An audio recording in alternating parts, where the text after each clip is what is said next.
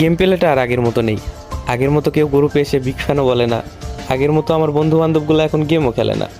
সবাই ব্যস্ত তার নিজের লাইফ নিয়ে।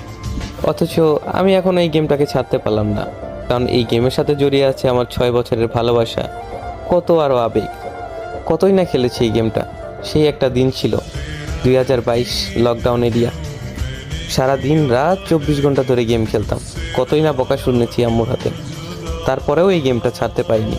কিন্তু এখন এমন একটা সময় চলে এসেছে, হয়তো বেশি দিন আর গেমিং লাইফে থাকা হবে না।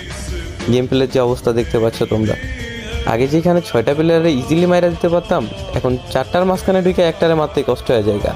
আর এই কথাগুলো আমি এখন কেন বলতেছি তোমরা অনেকেই বুঝবা না, কারণ তোমরা কিছু কিছু নতুন প্লেয়ার আছো যারা এইগুলাকে জাস্ট মজা হিসাবে নিবা।